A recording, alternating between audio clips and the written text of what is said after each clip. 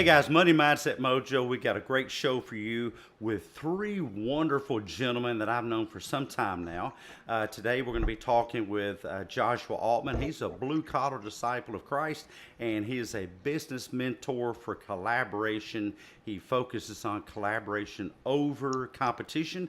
Artie, a dear friend of mine from, probably well over a year ago from X. He hosts his own podcast and he explores curiosity and truth through being thoughtfully mindless, and that's his account on X. He'll tell you more about that momentarily.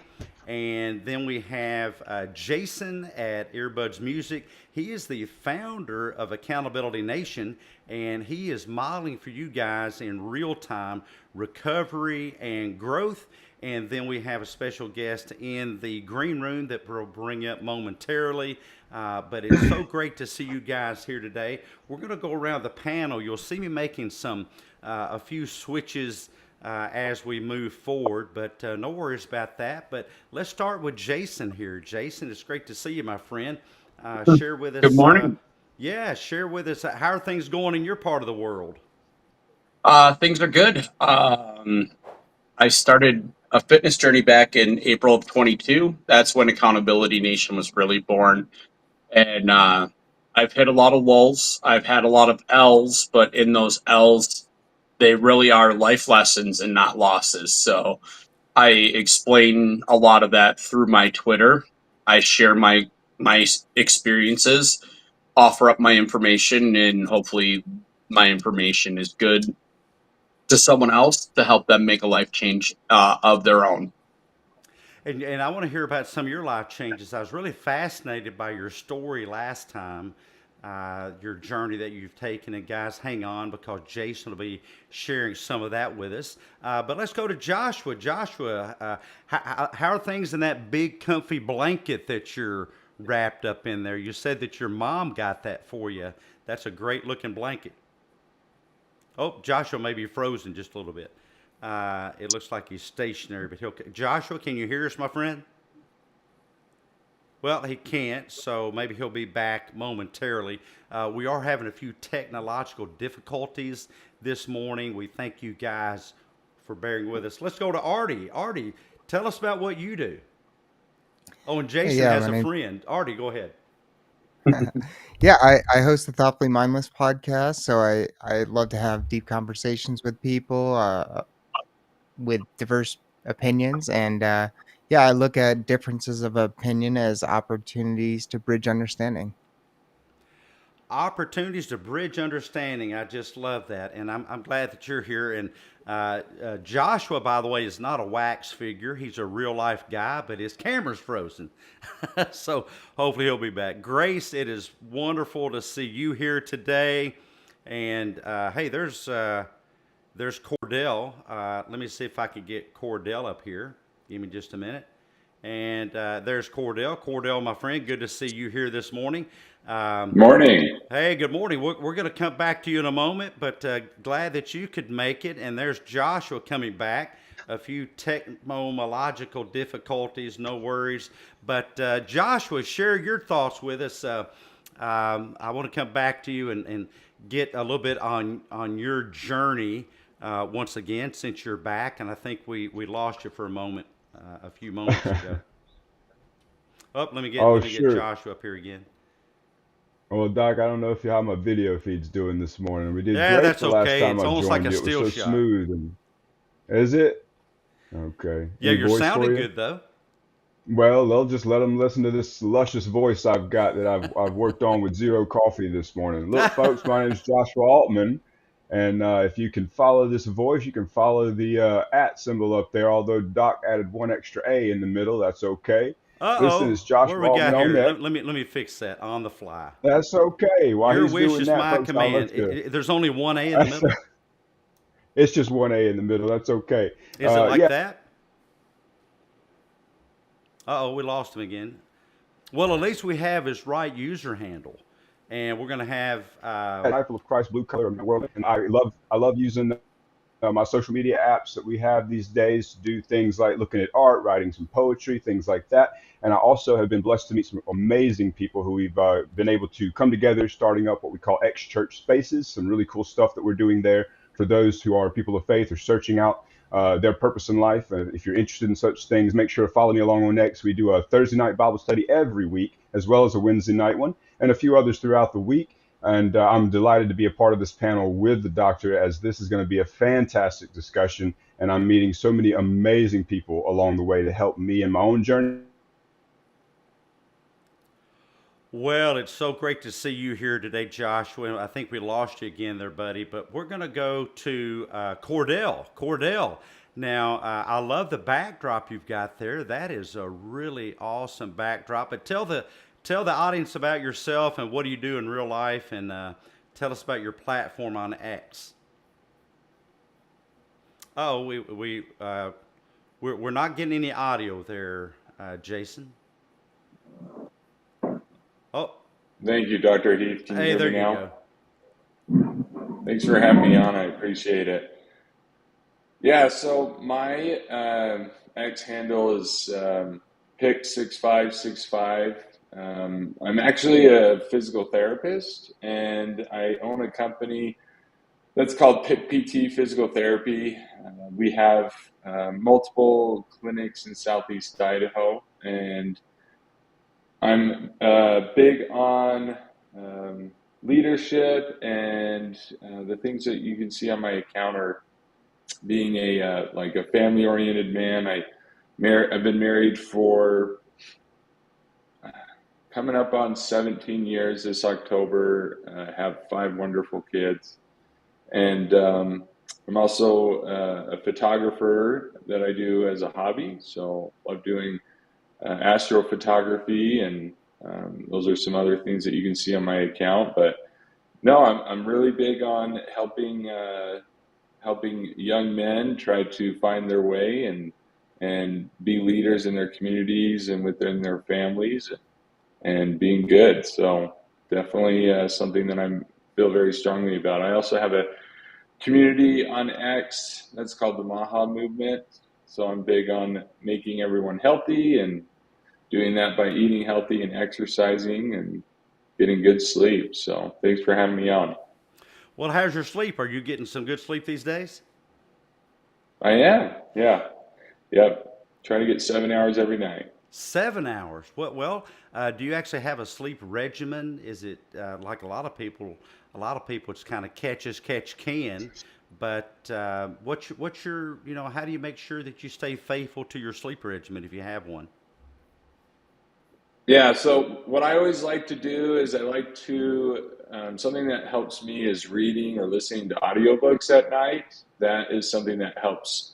It's kind of like a natural sleep aid for me if I listen or read a book before I go to bed, and that always helps me go to sleep. And I know at my age range, I'm in my 30s, so 7 to 9 hours of sleep is recommended. So I always make sure I get 7 hours of sleep, and I think a lot of people don't realize how important sleep can be. So that's what I recommend. What Read a what good are book. Yeah, what are a few, since we're on the topic, what are a few reasons why, or that you found that sleep is so important to mindset? Yeah, so I definitely feel sleeping in general helps with your mood. It helps with mental health.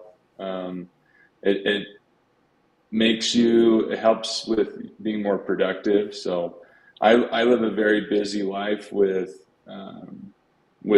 work and seeing patients and running a company and having 5 kids, and I'm also active in my church and have a leadership calling there. So when you're balancing all these different things, it's important to be able to recharge your battery every day. So I definitely feel like that's huge. And a lot of people, when I feel like when they don't get enough sleep, it definitely affects your productivity. So sleep is very important. Absolutely. What about you, Artie? How do you manage your sleep? I am not as consistent as Cordell is. I try to just wind down at the end of every night. I try to have a consistent time I wake up every morning. I feel like being consistent with the time you wake up is a little bit more feasible to me than it's falling asleep at the same time every night. But I'm hoping to get to that point too. I think one of the things I'm looking to do over the next few weeks is to cut out TV use at night and stuff like that in the house so that it's a little bit easier to fall asleep, not getting that blue light as much. Yeah, I say to patients all the time, I ask a question, I'll say, what color is the sky? Of course, some will say gray and pink, and, usually it's blue. So you would hope that you're having blue skies in your life. What color is the light that comes out of your phone? Well, that's blue. So you're telling me that your brain is engineered to be awake when the sky is blue, but you're expecting to fall asleep exposing your eyeballs to blue light. And it's just a good way to remember it, I think, is we need to make an appointment with sleep when the skies begin to turn dark. And your brain loves the rhythm of that. I'm in a rhythm where I wake up every morning before my alarm clock goes off, usually, not always. It's not that precise, but this morning I woke up at 4:30 because that's my get up time. And whatever you program, your brain is going to follow that pattern. And I have found that one of the best things for your mindset is to get appropriate sleep. I talked to somebody the other day that they were getting they said 3 to 4 hours of sleep, and they said that's plenty for me. And their thought was, well, they said that because I'm not tired and I feel rested and I don't notice changes in performance. So just because it's absent doesn't mean just because you don't notice it doesn't mean it's not there. And so it's kind of like skin cancer. You don't go out in the sun and notice skin cancer immediately because there's a cumulative effect. And so this is one way why so many smart people really sabotage their own thinking is they think if I can't see it, it doesn't exist. If I can't see the damage, then therefore no damage is occurring. I get the same thing when I treat folks with alcoholism. They think that since I'm unaware of the adverse effects of alcohol, or let me take it another direction. I'm unaware of the adverse effects that my language is having on my relationship, on my marriage, on my parenting of my children, then therefore no damage is therefore being done. And we're going to pick some of those things apart today in particular. And, I'd like to hear from you guys. Why do so many, and I hope Joshua can rejoin us momentarily. I know he's having connectivity issues. Why do so many smart people sabotage themselves with their own thinking? And you guys here listening in the audience, thank you so much for being here. Good to see you, Kim, a Grace and Truth. The Acadian Carpenters, always, I just love that handle, the Acadian Carpenter. And Ray Lynn is here. But all the rest of you guys, drop a question in the chat if you're wondering about any topic that we cover, because I know that our guests would love to share with you their thoughts on these things. And yeah, thank you so much, Grace. Truth Bombs, we don't know what we don't know. Yeah. I mean, I hate to quote the guy that said this, but he's famous for it. Even as they say his name, Dick Cheney, said there are things that we know that we know. There are things we know that we don't know. And then there's things that we don't know that we don't know. And hey, there's Josh back. Let's see if we can get him back up here. And that's one thing we didn't know, is that there'd be so many technical difficulties today. But hey, it happens to all of us, It happens to all of us. So Josh, welcome back, my friend. Good to see you here. Precious, good to see you here. I really appreciate the kind words there about the space. We love you being here also. But let me go around the room here. And Artie, you're an intelligent guy. You and I had a wonderful debate. It seems like yesterday, but I think it was like maybe a year ago or something like that, you know. But why do you Yeah, think maybe so you're. many smart people sabotage themselves with their own thinking? I, I think there's a ton of reasons. I know one of the reasons that I've found is intelligent people seem to be more aware of what they don't know, of how much they don't know. Not maybe not what they don't know, but how much they don't know, and that can be a little bit debilitating at times when people who are less versed on the subject, and the Dunning Kruger effect. So if you don't know much about something, you tend to underestimate how much there is in that subject. So I do think that smart people tend to be more aware of, or once they get into something, they tend to be more aware of something, of what they don't know, and I think that can be pretty debilitating when you analyze things and try to make decisions. I've called it the illusion of knowledge.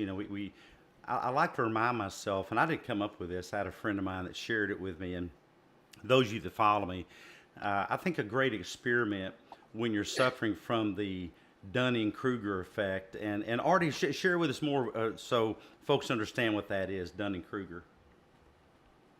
Yeah, Dunning Kruger is the less you know about something. Say you're trying to get into photography, you learn just a little bit, and people tend to overestimate how much they know about a topic.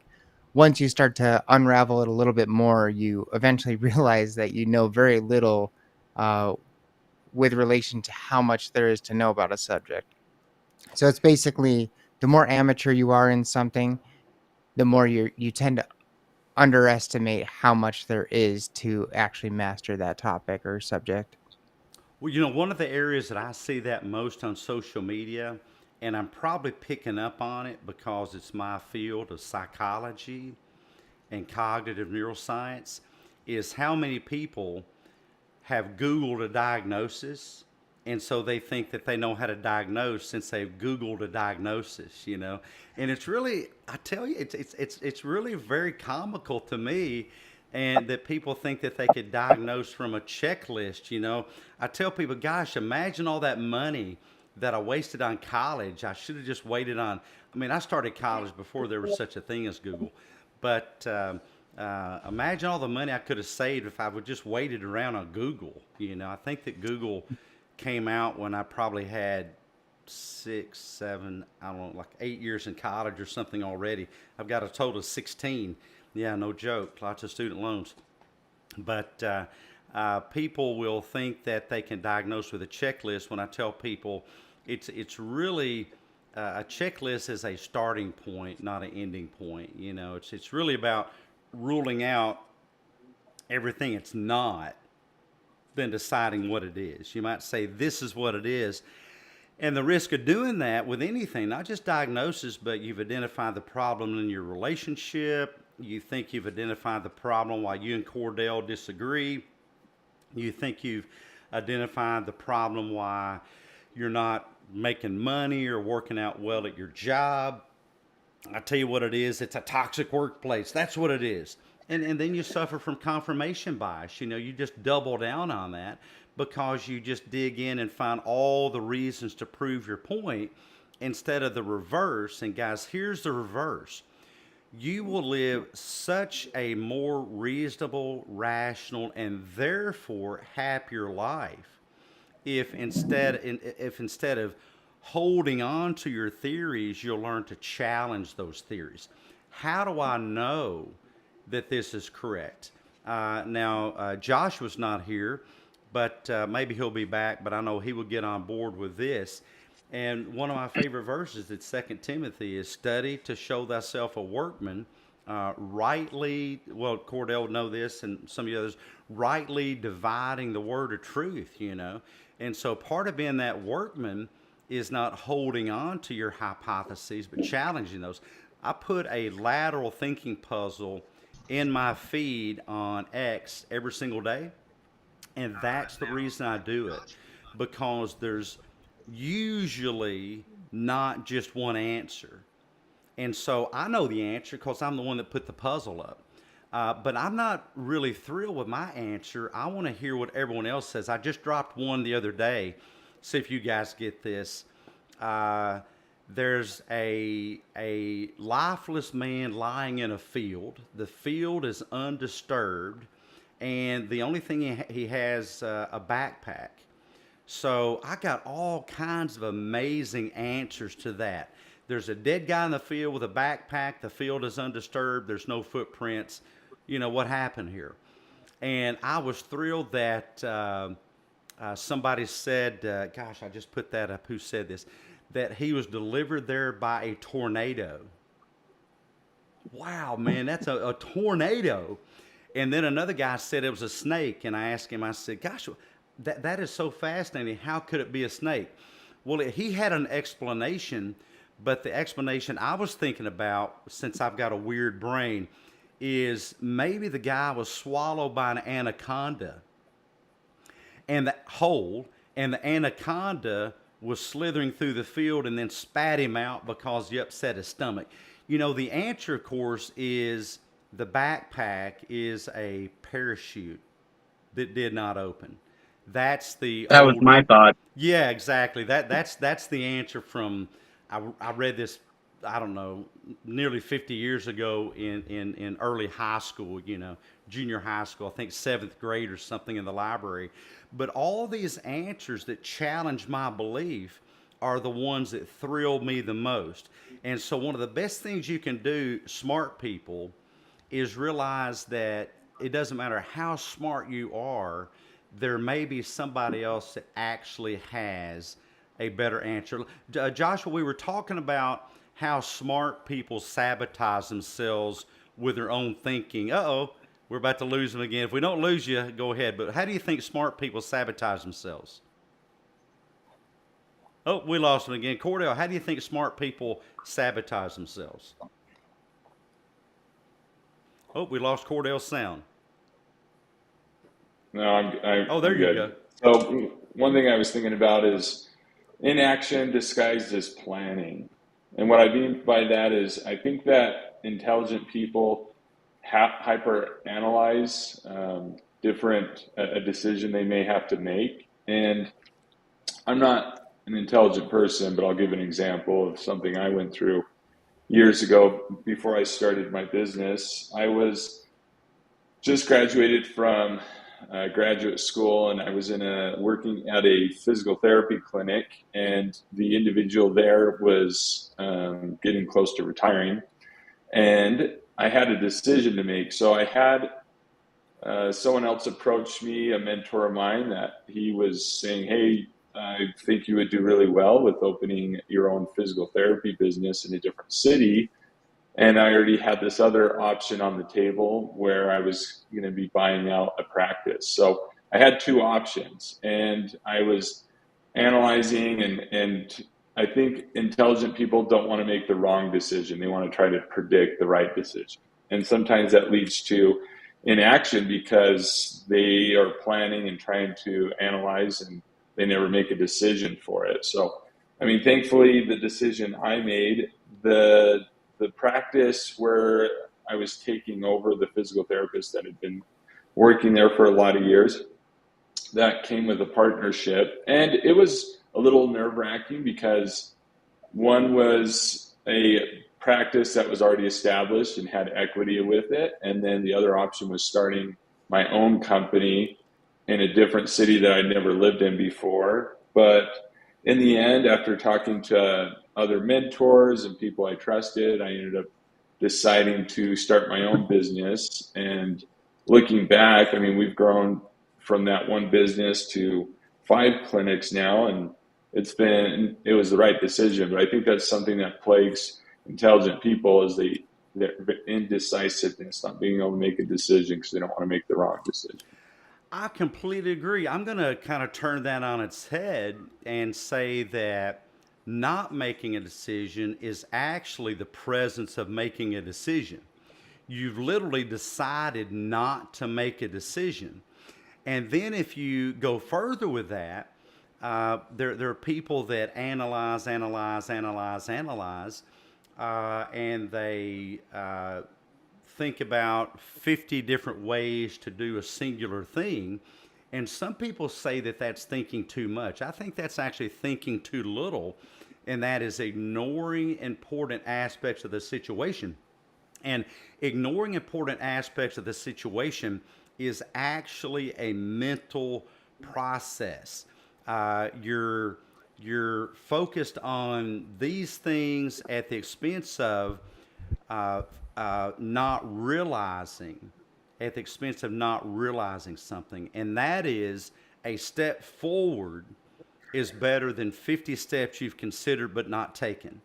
One step forward is always superior to 50 steps you've imagined but you've not taken any of them. I found that, and so Cordell, I'll go back to you in a moment, but I found that momentum creates momentum. Just taking a step forward, just going in a singular direction, even if it's to fail. And the Amazon story is a story of failing better each and every time. So you're failing in the direction of success. Thomas Edison did that. Thomas Edison failed in the direction of success. And finally, look, we have lights. Let there be light. And you guys experiment with that every morning and prove that to yourself every morning that experimentation is the route to success, and that means that failure is actually never failure. Failure is always just experimentation. But Cordell, what's another hurdle that you have to get over? And then I'm gonna go to Artie and Jason, maybe Josh when he comes back. What's a hurdle that you have to get over when you're tempted to, I don't know, to stand still and not do anything, or do you just never do that? Yeah, so something recently that I've been that's been a big thing on my mind is trying to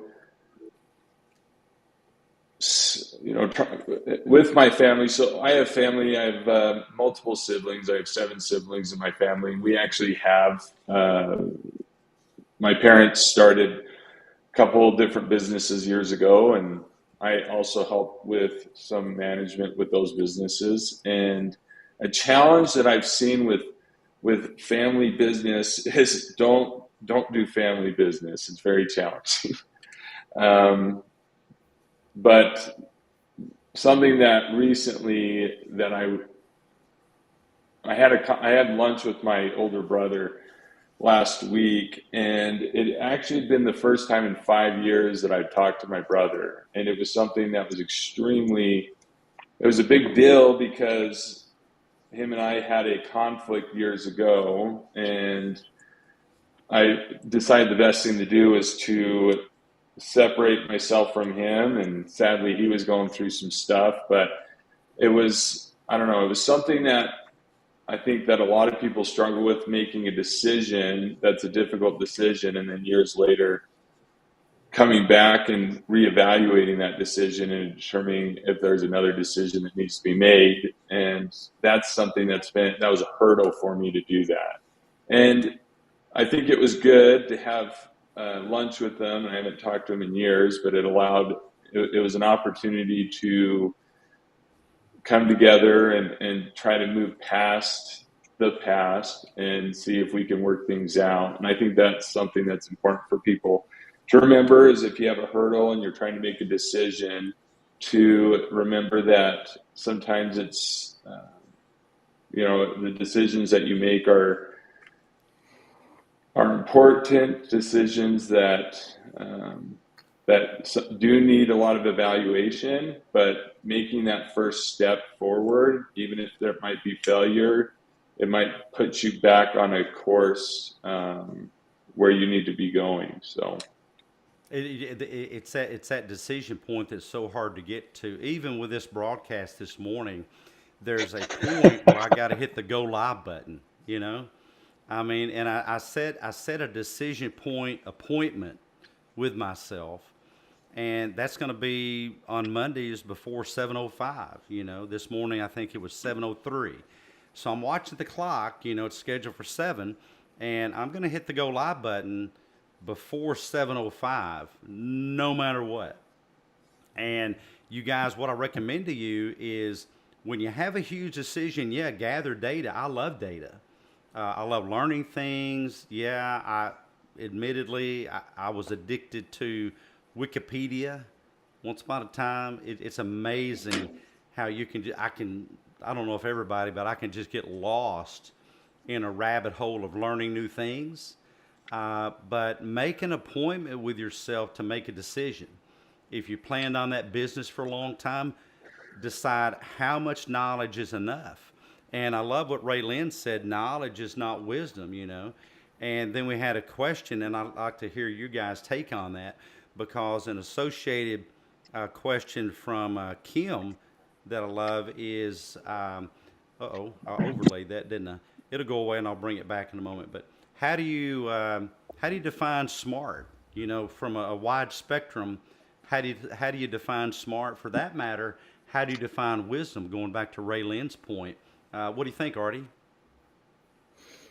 Yeah, obviously you can look at IQ, and I say IQ is processing power for the most part, but then there's also domain specific intelligence. So I don't think IQ necessarily correlates to being smart all the time, because intelligent people can be really dumb in certain situations, and people that are seemingly less intelligent can be very smart in some situations as well. It just depends on your domain specific knowledge and your processing power at times too.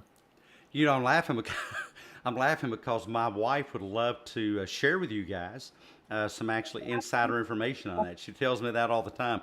She'll say, you know, you're the really intelligent one, but I'm the one with the common sense. And I'm actually glad she's not the sixth guest on our, or the fourth guest on our panel today, or fifth guest. But thank you so much, Artie. What do you think, Jason? How do you define smart, or for that matter, wisdom? For me, it's the ability to communicate not only with yourself but with others. Take that information and find the most useful pieces of it, organize it, and use it for the betterment of not only yourself but for others. I love That's that. how I define it. You know, actually I've not considered that, but I think that is a wonderful definition.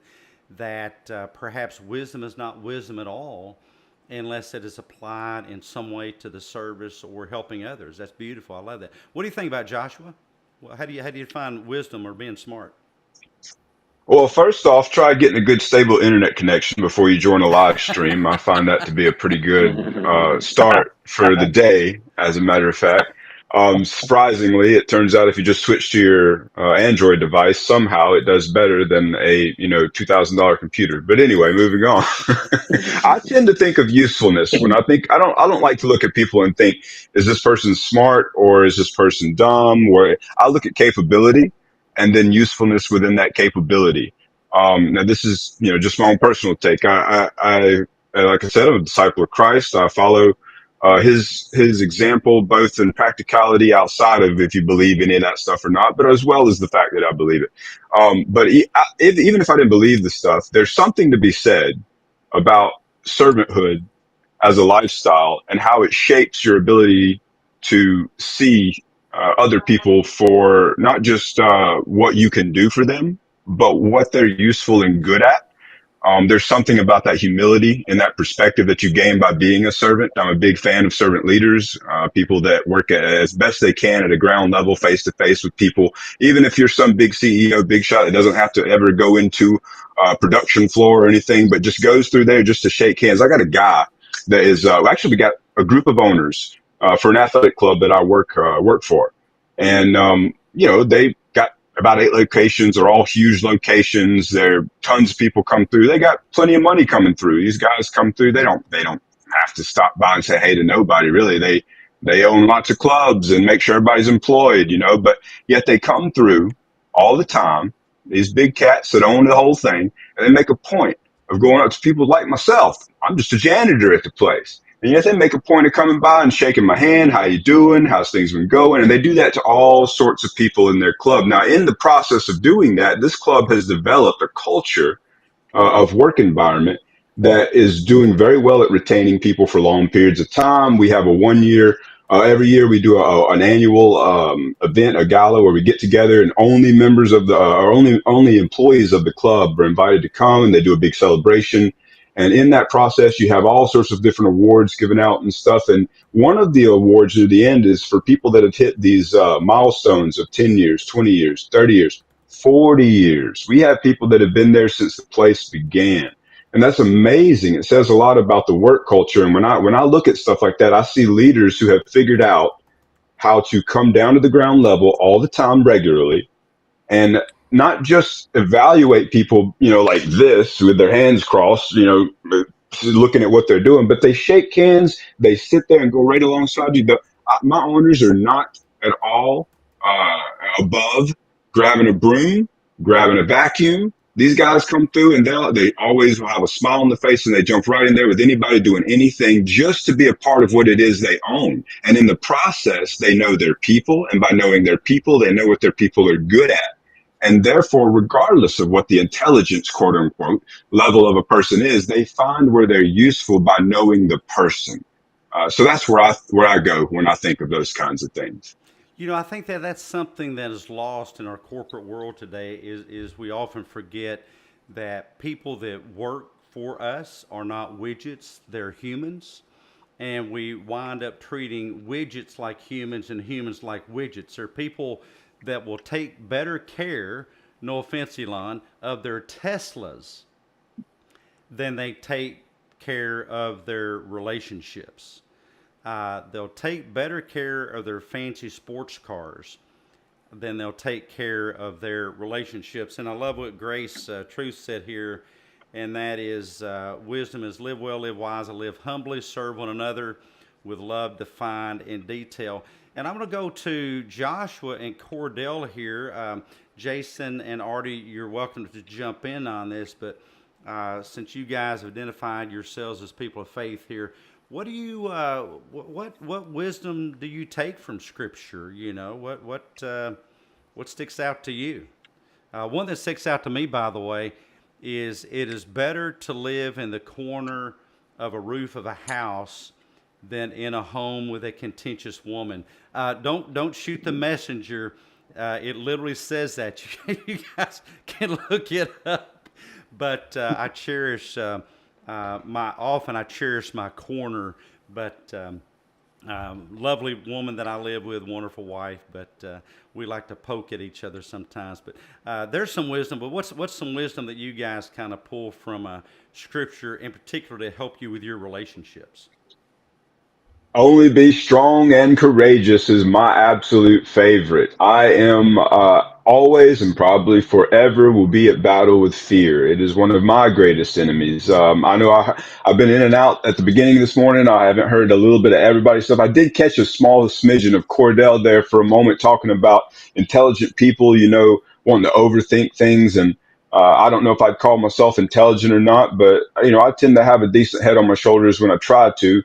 But that does mean that I overanalyze things like crazy sometimes. And one of the coolest spiritual advices I've ever taken out of Scripture that I've applied to that mentality was only be strong and courageous when Christ is, or not Christ, I'm sorry, but when in the book of Joshua, after my name's sake, it's one of my favorite verses out of there it's a command given from the Lord to a man who's about to have to go take over for one of the greatest leaders at the time that the nation that he was a part of, nation of Israel, had ever known. It was the guy that comes in behind Moses to take up the next half of this great journey, and it's a lot of responsibility, and he's filling big shoes, and there's a lot of stuff this guy before him came to do, and he's like, man, I got to step up. And what is the first advice God gives him? Is only be strong and courageous, baby. And I've used that mentality as I've leaned into my faith when it comes to having to step up against my own fears. And when I face those decisions, like you said,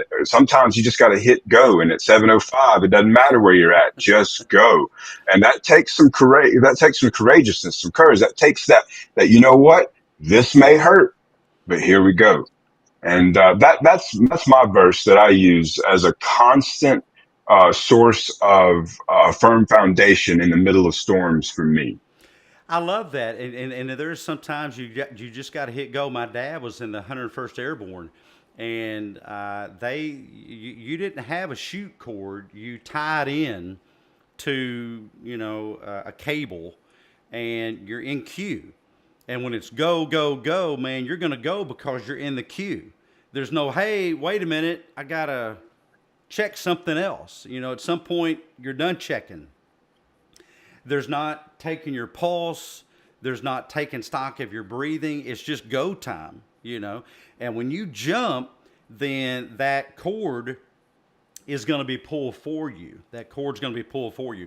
So sometimes, guys, you just got to get your life in queue and go, go, go. It's just time to jump. And I put something up here in the Jumbotron for you guys to take away today. When you think that you're overanalyzing, take a breath and consider what you might be under analyzing. Take stock of what you might not be thinking about, a omission of thinking. You're not thinking about this thing, but maybe you should. You're not thinking about that thing, maybe you should. So people get stuck on, I got to stop over analyzing. Well, take a look at what you're under analyzing. And often, when it comes to men, it tends to be you're with kids. Cordell with 5 kids. I'm sure he's aware of this. But I have some bad news for Cordell. How old are your kids, Cordell, by the way? My kids range from 13 to 3. Wow. Wow. And here's the thing. That 3-year-old in about 2 weeks, I kid you not, that 3-year-old in about 2 weeks is going to be 27. I mean, it's going to fly by just like that. I know what I talk about because it seems like my son was 8 years old yesterday, standing right over there, putting up little Halloween decorations, and now he's in med school, about to move to the other side of the state. So one of the things that we're under analyzing is how fast life goes by and how easy it is to miss things. I want to go to Jason here real quick. Jason, what things in your life have you missed because you've been preoccupied with things of lower value at the expense of things with higher value? Well, pre 2011, I was just wrapped up in the world of things that most people get wrapped up in, the shiny toys, things like that. 2011, I had a medical incident and I was clinically dead for 7 minutes. I was resuscitated on my kitchen floor by paramedics. I met the higher power. I was told it was not my time. And it took about 6 to 8 months from that day for me to really understand that I'm now in what I call bonus time. So it's taken me time from that point, but what I have done is I have basically trashed how I used to live. I've rebuilt my lifestyle based on principle and philosophy and lead by example and things like that. In a more simple life, I don't sweat the small things. I don't covet the shiny toys and all the nonsense. I have my head down. I'm putting my work in. I live a pretty realistic lifestyle. I have a commitment to a life partner. I'm at her place right now. We don't live together currently. And it's things like that. I live a more simple lifestyle versus living this more extravagant lifestyle that was well out of my budget.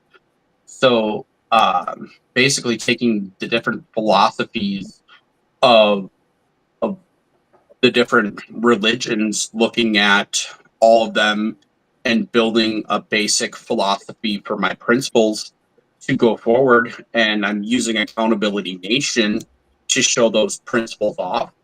And in a sense, I'm showing people how I live by my principles. Not only is it a very spiritual guide, it's also a very freedom orientated guide, and it's a very victimless guide.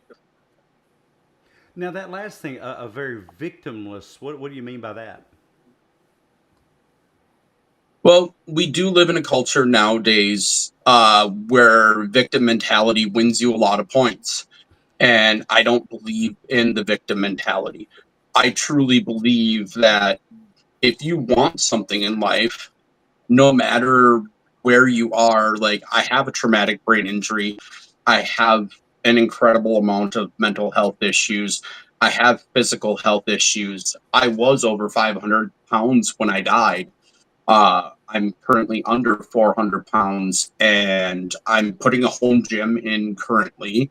I'm working to take off the 50 pounds that I put on during this last run of depression and issues that I was working on. I was down to 326 pounds, threw 50 pounds back on, working to knock that off. My goal is to get down to 200 pounds by the time I'm 50 years old, between 225, 200, somewhere in there.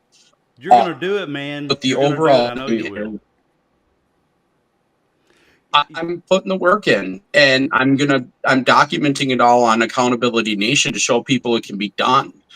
I'm showing what people can do when they take the excuses out of the way, they remove the roadblocks, and they just do it. Because when you want something, you find a way instead of finding the excuses. That's absolutely right. And you guys, that is a nugget of wisdom there that if you really do want to do something, you will find a way to do it. If you're not finding a way to do it, you need to ask yourself, am I being genuine with myself saying I want to do it? Because if it's not being done, it's because it doesn't occupy high enough value in your life. This may be the thing that you're saying you want to do, get in shape, but if sitting on the sofa eating Pringles all day long is what you do, then that's where your values are. That's where your Right. values are. So very well said, Jason. Yeah, thank you so much, man. That is just amazing. What a story you have to tell. You guys check out his account uh, at Earbuds Music on X. A little not a hyphen, but what's that thing called? Underline after earbuds. Earbuds Underscore. underscore. There you go. I couldn't come up with the name. It's early still. Hadn't had enough coffee. I've been up since Yeah. 4:30, but I've got another few I've cups been of up since coffee to about go. 5:15. But yeah, before my brain fully kicks in. Yeah, my truck runs off of diesel. My brain runs off of caffeine. But Same here. Kim has a question. No, not Kim, but Patriot Sarah. But first, Monette, lovely Monette says, "Great progress, Jason. Keep rocking." And Kim Thank you. says, "Jason, you should be so very incredibly proud of yourself." Thank And you. Grace, a shout out to all the parents here, Cordell and myself. The time flies. We're the co-pilots. Yeah, yeah, we're the co-pilots on this journey. But Sarah had a question, and that is, what do you do to make an effort to rejoice always? That's a scripture in the good book. And so I'd like to get you guys feedback because we're taking questions. You guys watching, over 200 people watching. Thank you so very much. If you have a question, drop it in the chat. I'll pull it on screen. But who wants to take that one? How do you make an effort to quote rejoice always? Because it seems a bit unrealistic, Joshua. Yeah, it does seem unrealistic, especially when you're going through the motions of some hard time, which I put myself in plenty of those, so I can definitely know how that feels. And that's one of the worst is when you're right in the middle of the consequences that you brought on yourself. How are you supposed to stop and be grateful? But there is, at least for this believer, there's always something to be grateful for. Even as our friend Jason probably well knows, even if it's just to take that next breath. For some Mm. of us, we forget a lot how important just that next breath is because with each one we can take, there's still another chance for something better in the story. And that's the real truth. And that's a real truth. That next thing better may take a minute. It may hurt, but I love that she brought that up. It's so important as we talk about, I think, mentality and the power of overcoming those negative thoughts and stuff that you use gratefulness. We had a wonderful Bible study just a couple weeks ago with some friends on the X platform where we talked about this exact topic and how important it is to practice gratitude and practice gratefulness, because that's one of the first defenses. Oh, thank you, Monette. That's one of the first defenses that you have against whether you want to call it the devil or just pure depression and negativity, baby, the first thing you can do to fight that stuff is drop to your knees and find something to be thankful for. If you can't drop to your knees, grab a piece of paper, write something down, say it out loud. But there is true power, mental power, emotional power that can be grabbed a hold of when you grab a hold of what you have to be thankful for. Put it right in front of your mind and make yourself think on those things. How do I do it? I pray. Now, others will have other ways. Some sing songs. Some get in the car, they drive for an hour, and they listen to Katy Perry. That's fine, baby. If it makes you smile and gets you back in that place you need to be to get you away from that, do what you got to do as long as you ain't hurting nobody else. But at the end of the day, find a way to remember to say you're grateful for something. I love that. Yeah, yeah. I mean, I think we should have a gratitude list. You know, I love the next breath focus. And my father-in-law currently, we saw him yesterday for Easter. He's on oxygen. It's turned up to a 5. That's as high as it'll go, and he's still struggling for breath. So he values every breath he takes. When's the last time you guys, I mean, I'm speaking to myself also, I try to remind myself, really express gratitude, experience gratitude. Gratitude is not just an expression, but an experience. When's the last time you experienced gratitude for your next breath? Here's one thing that I would recommend if you guys are struggling with eating. Eating kind of turns into sometimes a flow state where you'll watch a TV show and you might enjoy bite 1 or bite 2, but then you get lost in it and you're not even aware that you've eaten the whole pizza or something. Well, instead of doing that, you know, and I know you guys been there, I've been there, you know, especially pineapple pizza. Yeah, no pineapple pizza haters here. Come on now. We got some, I call you Antifa, the anti-pineapple pizza advocates. Antifa, anti-pineapple pizza advocates. We're gonna ship you guys off to another country. You know what's wrong with you?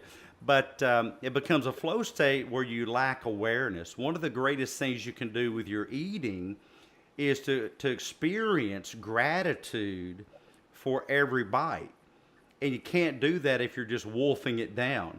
Take a bite, experience the bite, experience the smell, the aroma of your pineapple pizza before you cram it in your mouth, you know. And then experience the weight of it on your tongue. And then experience the texture and the different flavors as it bursts. See, you're turning every bite into a fuller experience. And if you'll do that, you'll find out that you get fuller quicker and you eat less more often. You get fuller quicker and you eat less more often. And all of a sudden the pounds just begin to fall off. We were talking about strength earlier, and I'll put up in the chat one thing kind of cutting back to that is realize this, you'll only gain strength in the gym as well as the gym of life when you're not expecting someone else to lift your weight for you. Imagine going to the gym, hiring a personal trainer, and watching them work out. You know, that's why I love Jason's platform, Accountability Nation. That word accountability is such a dirty word. It's amazing he's not been kicked off the platform. How dare you talk about me taking accountability? Don't you know that my struggles are someone else's fault? You know, but you will never gain strength in the gym or the gym of life expecting someone else to lift your weight. So I want to go back to, you guys can take any of these things we just talked about, but I want to go back to Sarah's question on how do you stay forward focused, Artie, like in your life? Because I was thinking about you earlier that you do these wonderful podcasts, but you don't have to. I'm going to guess that you don't get a really big paycheck for doing your podcast. I mean, the money's not rolling in just yet, so why keep doing it? You know, where's the value to you?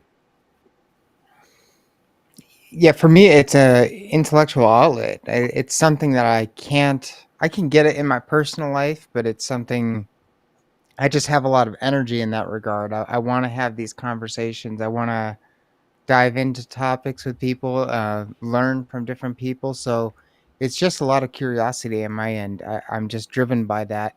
And then I've basically set the arbitrary goal of releasing an episode every week, and that kind of keeps me on track. I mean, that goal of just there's been a few weeks where I don't release an episode either on holidays or very rarely I don't have something set up, and I'm like, I'll just take the week off. But for the most part, I stay on track with that goal. I think in the last year and a half, I've probably had maybe 4 weeks that I didn't release an episode, and that includes Christmas and Thanksgivings, maybe 5 weeks. But yeah, that arbitrary goal, just having a goal, having a deadline for yourself, for anything creative, because creative stuff especially is prone to uh, analysis paralysis. So if you're doing anything creative, I make music too. I'm not as good about releasing stuff on music, but I've learned through music that if you have some kind of deadline for yourself, I'm going to have this done by this time, that gives you something to work for, and gives you something to say, okay, it's done at this point. I'm not, just like you saying you're going live at 7:05, you're not going to think twice about it. You have to have a point where you're like, okay, I've spent as much time on this as I can allow myself to before I release this into the world. So it's the same thing with the episodes. Every week I just want to have something out there, have a conversation put out there. And yeah, I find the conversations a ton of fun. Talking to people much smarter than me, like yourself, Dr. Heath. And I also, I've talked to a lot of authors, and that's kind of like a dream come true, is not just reading people's books, but going and having them on a conversation and being able to talk one on one with them for 2 hours. Pretty amazing. It really is amazing. And you guys, here's something else that I hope that you get from what Artie just said. And Artie's a young man, and I'm so glad that he's figured this out so early, as well as Jason, Cordell, and Joshua. I have worked in my discipline of psychology with everyone from, man, probably 6 years old, literally to the grave. Literally to the grave.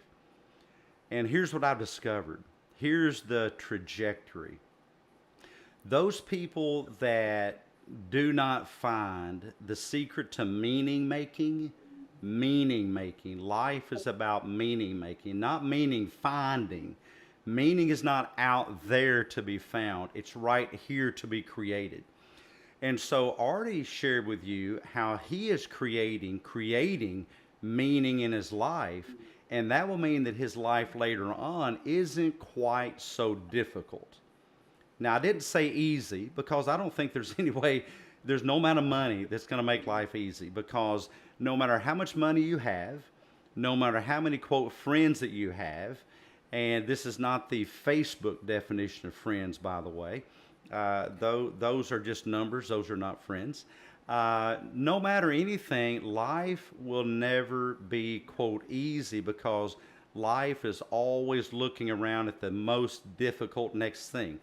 But the way to make it not quite so hard is to become an expert at making meaning, literally creating into the void of your existence meaning, something to get out of bed for. So I'm going to go to Cordell. Cordell, man, what gets you out of bed in the morning? Guys, we got 26 minutes left. If you have a question for any of these gentlemen, put it up in the chat. I'll pull it on the screen. But Cordell, what gets you, besides screaming kids, what gets you out of bed in the morning? Honestly, Dr. Heath, it's the screaming kids that gets me out of bed in the morning. There you go. And Cordell is going to start a new business. It's called Rent a Kid, or Rent a Screaming Kid. And you too can have one of Cordell's children get you out of bed with her screaming every morning. Other than that, we'll get you out of bed, my friend. Exactly. But really, though, that the meaning that I have in my life is amplified, and really it comes through providing meaning for my family. So being a father and being the provider for my family, that is what's important. And I frequently always make sure whenever I get up in the morning to have, first off, to take care of myself, because if we don't take care of ourselves as providers and there's something happens, I mean, what Jason was saying earlier, man, that's awesome that you were able to, come back from the grave and take care of yourself, man. Like keep staying on that train. I mean, my company, one of our slogans is live life moving. So keep live life moving, man. I think that's great. But I always make sure in the morning to do my exercises. I'm very, very consistent with that. It's something that I do 6 days a week, and then on the 7th day I rest. But we need to take care of ourselves, and then after that, it's just everything I do in life is to provide and take care of my family and those that I love, whether it being working or running my company, or even, I mean, right now I'm also in school again. After being out of school for 6 years, I decided to go back to school. This time I'm done though. After I'm What done are you at the end of studying? this year, so I'm doing my MBA right now. Oh, that's a good And I'll fit. Yeah, and I'll finish with that at the end of the year. But it's funny, it's been a while since I'd been in school. It's been about 6 years, and I forgot about how much of a time constraint school is. So at the end of this year, I'm going to be done. But yeah, like I Well, I love said, that. that's the big thing is, go ahead. No, and I just had a question for you. Since you're married and you have a big family, how was that decision arrived at for you to go back to school? I'm curious. Between you and your wife. Yes, I was very fortunate to marry. I mean, I believe in soulmates, and I believe I married my soulmate. So her and we started dating when we were 16, got married at 19, have been married for, like I said earlier, about 17 years. And the success that I've had in my life has not been because of me. It's been because of the people around me, and my wife being the catalyst and the main person for that. She's been my foundation. And so the reason why I decided to go back to school, because I'm not practicing as much as I used to, and I wanted to make sure the way that I try to manage in my company and be a CEO is I use the Shingo model, which the Shingo model is, Shingo was an engineer at Toyota that created a way that they manage, which is leading with humility and uplifting those around you and working as a team. And so that's what I do with my company. And I wanted to provide and receive more formal education on business management. I grew up in a family where we were entrepreneurial, but I didn't have formal education. And then when I went to graduate school and my undergrad, it was more in the, for physical therapy. And that's something that you don't learn business. And so I'm getting more of a formal education because I want to lead by example and uplift others. And our number one core value with my company is family, and I truly believe in that. So that's what gives me meaning. Man, that's a tough thing in this, dog eat dog world today. The corporate hamster wheel is to stay focused on family, but I think that you take care of your thoroughbreds, you treat them right, and they produce more. And I think we are our own thoroughbreds. I love what Grace Truth said: charge your cells more than your cell phones. She's always very pithy on her comments. Thank you, Grace. I appreciate that. And yes, self-care is not selfish. I think that proper self-care is really other-oriented. Self-care is other-oriented. Stephen Covey used to ask, have you ever been too busy driving to stop and get gas? And so the other part of that is, especially with all these kids you have, or Jason, the people following you on X, or Artie, or Josh, or myself, is being a great example of how to keep on going. There are lots of people that have a great fast start, but then they fade out. And that is because they're not tending to the nourishing of their bodies, the nourishing of their souls, the nourishing of their mindsets. And so I would ask you the last thing: what do you do every day to nourish your mindset? And thank you, Precious. I appreciate that. Spot on, Cordell. We need to be selfish to be selfless. Absolutely, And it's really, uh, if you have a car full of kids and you're about to run out of gas, do you not pull over to get gas, And self care is true wealth care, says Grace Truth. Her brain just works this way. She comes up with all these clever aphorisms.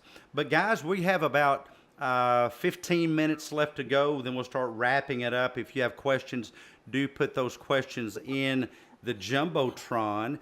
I do have a comment here from Precious. It's too long to put on screen. I don't have enough space there in the middle, so I'm going to read it. She says she has an issue of how she spends too much time analyzing things, wanting to have knowledge of everything, and then she ends up getting her mind messed up. For example, when I feel some type of way, I start overanalyzing and self-diagnosing myself of all sorts. What kind of wisdom might you guys share with her? Then I'll kind of cap that off. What do you think? Who wants to take that one? Well, one thing that I do, Well, one thing that I've been able to do is I've been able to shelf things in my own brain, and I'm able to pull them back up at a later time and focus on them. So at any given time, because of the way my brain works, I'm probably thinking about 3 to 5 things, sometimes even more. And it's literally like sliding things back and forth. Like, okay, I've thought about this thing for a while. I'm really coming to no resolution. I'm just sliding it off because I'm just spinning my wheels on it. And it's like, okay. And then it just sits in my subconscious for a while. And then it's like, one day it'll pop back up and it's like, oh, yeah, that's right. And then I think about it for a little while and then some resolution will come. And it's just something that I've had to work hard on. And one of the things that I've used is I listen to self-help books a lot while I'm going to sleep. Audiobooks have been a real big thing.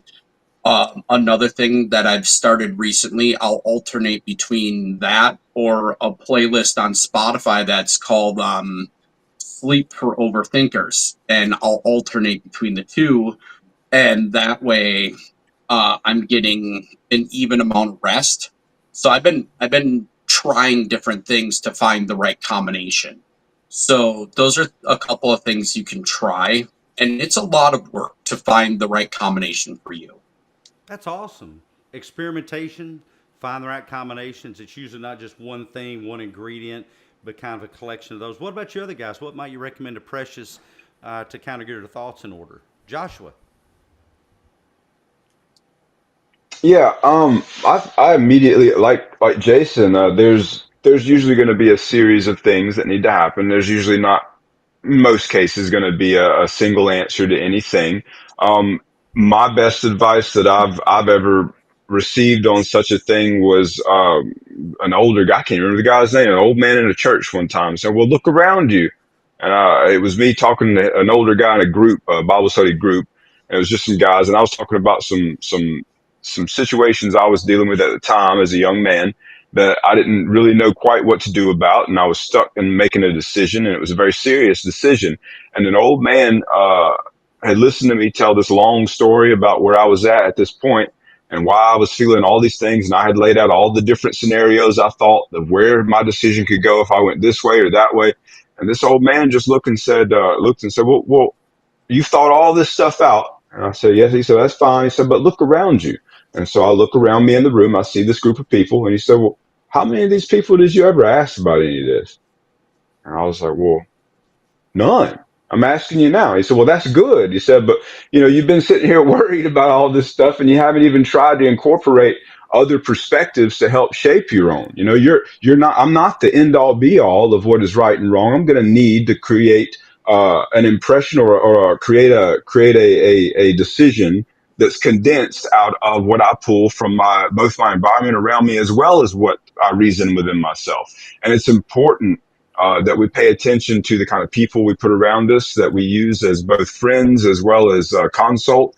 It's important that we have firm sources that are consistent for our encouragement as well as edification. For me, that's scripture, the Bible, a church, things like that. And again, outside for those who aren't, particular to the faith path. The point of all that is to say, like, put yourself first around better environments, better people. Who one of the guys down here was saying earlier, I like to listen to people that are a lot smarter than me. Do that. It's a fantastic way to grow your own self. It's one of the best ways. Don't be the smartest person in the room because you're never going to be. Keep listening, and that's how you're going to learn and grow. And in the process of that listening, you have to usually stop whatever you're doing and quit focusing for a moment on you and actually reshift that focus.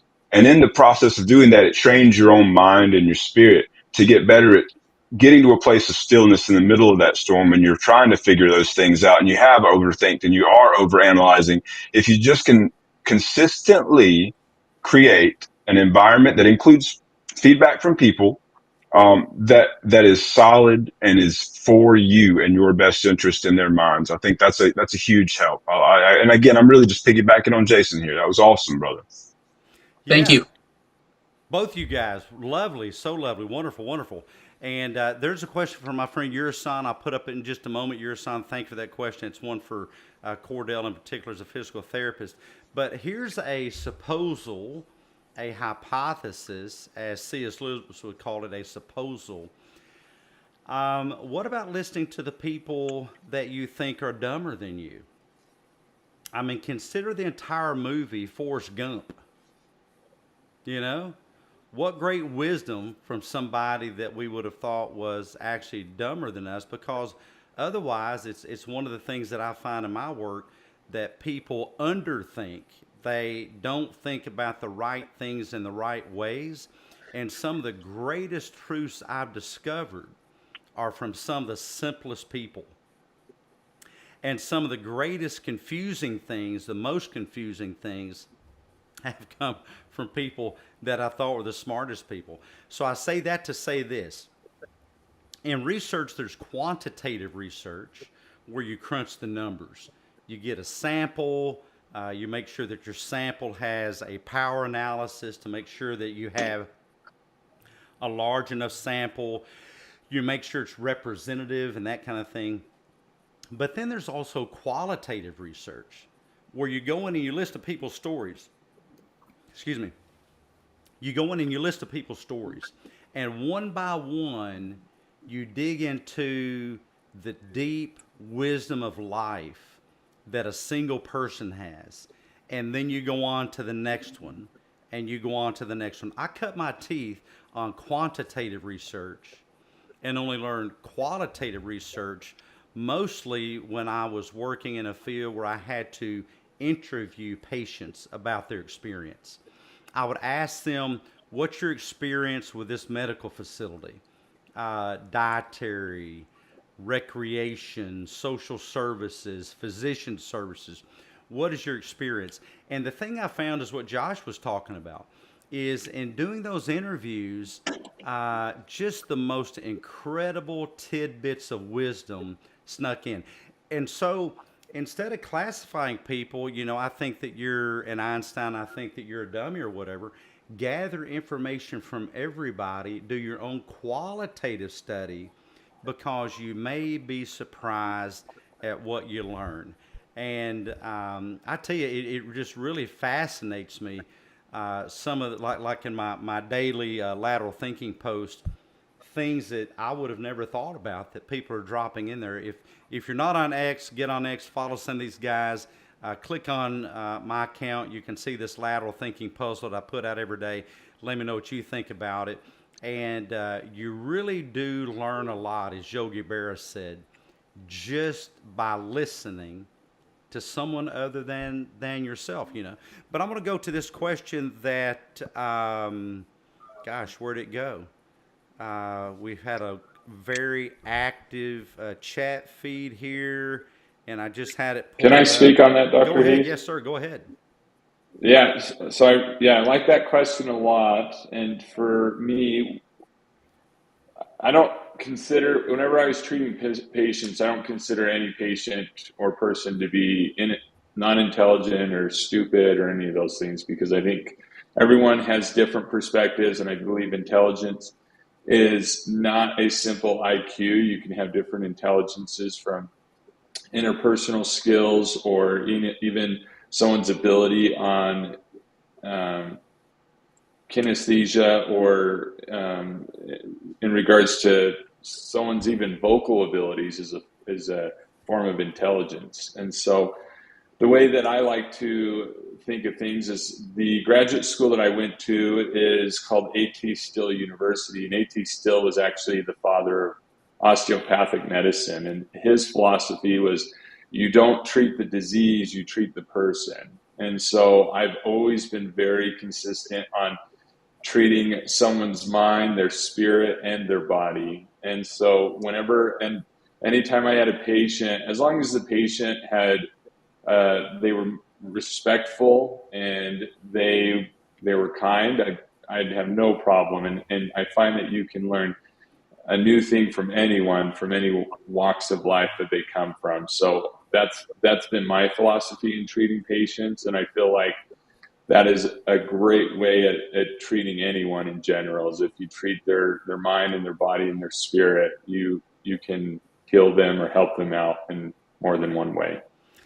Yeah, I had a kid not too long ago here for an autism assessment, and I was just really blown away just how just the engineering of his brain saw things that I would never see.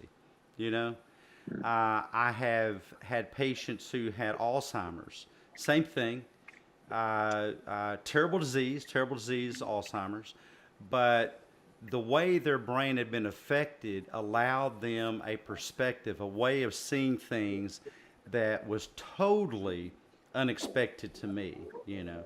And so, yeah, there's all kinds of ways that the human brain works. There's all kinds of terrible things that disease does to the human brain. You know, lots of organic brain syndromes are really, really terrible. But look at what we can learn from those. Some of the greatest studies I've read, by the way, have been on single patient. It's literally a single patient research design. Well, take HM, famous study, and so many others, But Phineas Gage had I wouldn't, don't try this at home, by the way, but Phineas Gage worked on a railroad. They exploded a cap, a shaft literally went through his head. See if I can get it right. And we learned all kinds of things from that. So I don't think that there's any human experience that, if you'll have a broad enough mindset, that you can't learn something from. So we only have about 5 minutes left, guys. So let's kind of begin wrapping it up with a few other questions and answers. Thank you so much, Cordell. Wonderful response to that. And let's see, Sarah had a comment here. She worked at a physical therapy clinic for a while. That was the question is interesting to her. Great question, Sarah. If you guys have others, just pop them up there. But in the interim, let's go around the room here. How can folks reach out and connect to you guys? Where can they find most of your information and material? Jason, go ahead, and then we'll go to Cordell and Joshua. Sure. Look for me on TikTok, YouTube, and X at Accountability Nation. Those are the best spots to find me. Outside of that, I am working on another project called Brody J Media. It's in its infancy, and that's simply because I'm out on the road with a band called Strange Days, Daze. Check out their song Mercy, streaming on all platforms. They are in the top 10 of the secondary rock market currently. So check out the song Mercy. Good song. Awesome. You guys check that out. Jam with Jason. And Cordell, how can folks find your content? Here on X, it's at pick6565. And I try to be consistent with posting, but with my schedule lately in school, I've been so busy. The nice thing is I just finished a semester last week, took some finals, and so now I get 2 weeks off, so I'll be more active on X again. But yeah, check me out on here, and I'm happy to help out anyone if they need any help because I'm a positive person. Cordell, I'm always interested how people pick their username. Where'd the 6565 come from? 65 was just my football number when I was in high school, and I think pick 65 was taken, so I added another 65 to it. All right. Joshua, where'd your username come from? No, I'm just messing with you. How can folks? How can, From my mama. yeah. How can? I am interested though because there's not an A there, but I guess if you put together, you wouldn't put two A's in it, right? So, how can Yeah. folks reach you and find most of your content, Cordell? I'm sorry, Joshua. Yeah, thank you. I appreciate it. Well, folks, I am over on X primarily. I am doing my writing and poetry there. You're welcome to check it out. I also have, if you go to my profile there on X, you can also see up near the top, I am one of the moderators for a church community that we have there that's quickly growing. We meet every Thursday night on X at, I believe, that's 7 p.m. Central Time. So you'll have to extrapolate out for whatever time zone you're in. We also have a Wednesday night and a Friday night with our dear friend Monet, who is right here in our audience today. So do make sure to take a look at my page and follow along our communities and things like that. I'm posting all the time. If you really want to get to know me, follow my replies. They might get a little bit touchy sometimes. I'm not afraid to speak my mind, but I'm also not afraid to apologize when I'm wrong. So keep an eye on me, folks, and we're looking forward to seeing some of you in the audience who haven't already joined us. Join us on Wednesday, Thursday, and Friday night Bible studies. Thanks, Doc. And Josh, I want to give you a word of encouragement that I think if you really keep on working at it, if you really double down, that you too one day can have a beard of the status of Jason and Cordell. Hope is not lost. So I want to give you a word of encouragement on that, my brother. Thank you so much. But and a great community you guys started. Yeah, look at that. Jason's showing off. Yeah. You can even put some of those touches of gray in it. You know, I added some touches of gray to my hair this morning just so I would look wiser. Wisdom is in the number of gray hairs that you can count. So, I've earned them. it's a really funny thing when I first started going into medical facilities wearing a white coat, doing quality assurance and continuous quality improvement surveys. It was really weird. People would look at me and say, "What are you, 12?" And it's been a long time since somebody looked at me and said, "What are you, 12?" So the gray hairs really help out with that. Artie, thank you for being here. Where can folks get in touch with you and where can they find most of your content, my friend? Yeah, so my baseline is the podcast always. So you can find the podcast on Spotify, Apple. It's Thoughtfully Mindless. And then my main presence is on X for social media, but I'm not the most, at least the last few months, I haven't been the most at posting on X. But yeah, I'll do episode announcements. I'll post some thoughts and stuff like that. But where my thoughts really get drawn out is in conversations. So I've realized that over the last few months. So my energy tends to go to the podcast, and then I share thoughts as I see fit on X, which isn't too often lately. Well, that is fantastic. And I want to, Artie, man, you just have such a beautiful, such a well done backdrop there. I love those couches and Thank the you. tree back there. But I have a question about your account also, as I'm noticing that Yeah. Jason chose a cat that matches his face. Look at that. It's like his cat twin. You know, we have AI twins. Jason has a cat twin. Look at that. What is that kitty cat's name? This is Willow. Willow? Yes. Oh, Willow Willow, is beautiful. she's adorable. This is my girlfriend's youngest cat. Does your girlfriend ever get you two mixed up? I mean, it's possible. It's going to happen We're more and both more as as you both cuddly get as, older. as each other. Yeah, that's awesome. That's awesome. Yeah, Jeff. If the grade says something, then what does white hair do for us other freaks? Hey, it means wisdom, Jeff, which means that you have Ooh. far more wisdom than I. Can see that beautiful gray beard that matches your locks of gray hair. I'll meet you there soon. I'm working at it as hard as I can. I will say that having kids helps. And so either when you have kids, either your hair will turn gray or it will turn loose. So Cordell, there's just something to have nightmares about. Your hair is going to turn gray or it's going to turn loose. And Kim says, Willow's precious. I agree. Oh, Beautiful, thank you. beautiful kitty cat, you know. But Artie, I have a question for you. Your name on X is thoughtfully mindless. Where did that come from?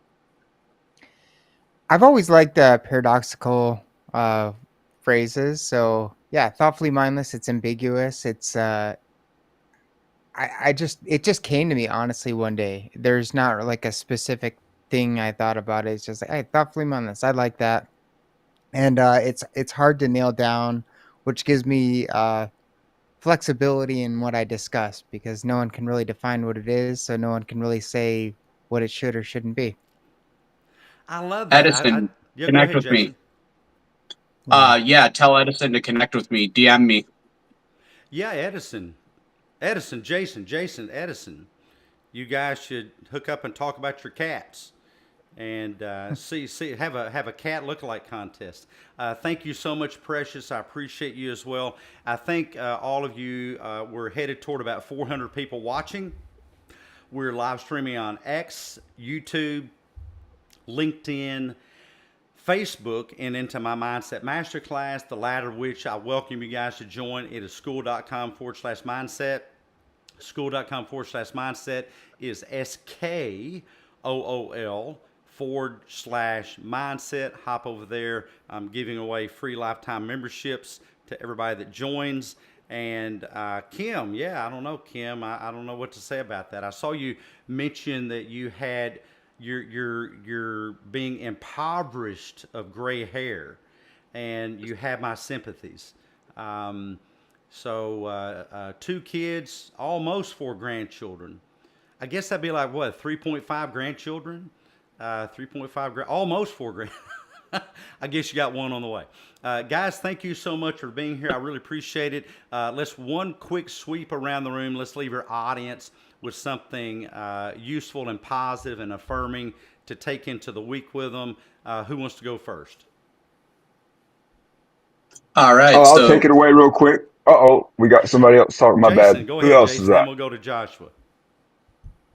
all right. So, two things: learn to communicate with yourself, learn to love yourself, and learn to enjoy the little things in life.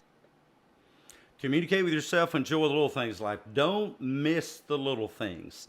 Don't sweat over the stuff. It's all just small stuff. Sometimes the littlest things in life, just a simple word of courtesy, a hug. Don't you love hugs? I love hugs. Some Oh of those yeah. small things are some of the most important. Joshua, leave our audience with something to take into the week. Oh, if you were to look at my bio on X, the only thing I put in there, it says, "You are not my competition. I want you to succeed." I would implore you all to try to strive after that mentality. Absolutely, yeah. Nobody can compete as well at being you than you. I mean, think about that. Nobody can compete as well with being you than you. And Cordell, Artie, who wants to go next? I can go next. Thanks for having me on, Dr. Heath. This is great. I'm actually just going to do my exercises now. So the big thing as a physical therapist, I just want to remind everyone is my company's slogan is to live life moving. So motion is lotion for the joints. Be active. It will help with mental health. It will help with family relationships, and it helps you personally. So do that. Get exercising and be active. Thank you so much. Thank you. And Precious asked, what time is it? Well, it's go time. That's what time it is. It's go time. Gosh, I don't know. That's Precious. It's 8:35 in the morning here. It's always go time here. So we are having a space in about 3.5 hours, midday mindset. 3 hours and 25 minutes time step from right now. Time stamp from right now is midday mindset. Look forward to having you guys there today. And we do that every day, Monday through Friday. On Friday at 9 a.m. Elvis Presley time, EPT, that is Central Standard Time, Memphis, we're having Executive Espresso. And I've got to get each of you guys, it's a one-on-one interview. It's only 18 minutes.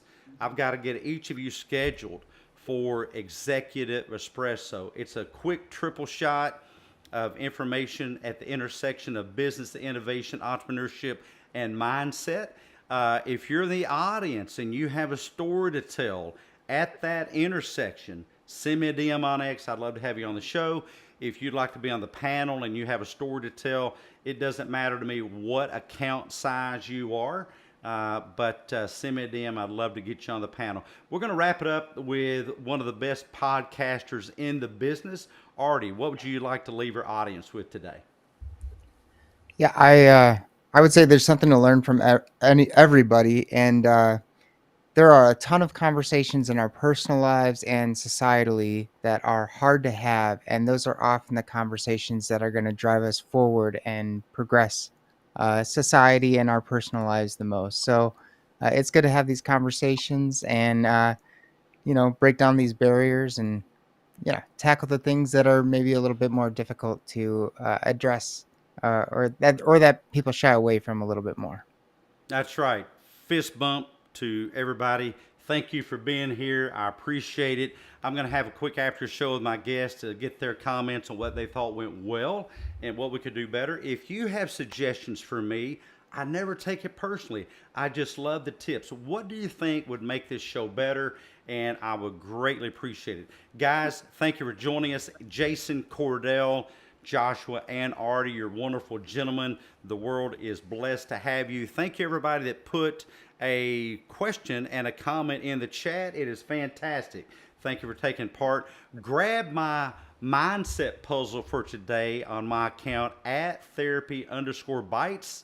At therapy_bites. It's another one of those locked room mysteries. Yeah, it's a locked room mystery. It's a great bit of brainer size. So hop over, let me know what you think.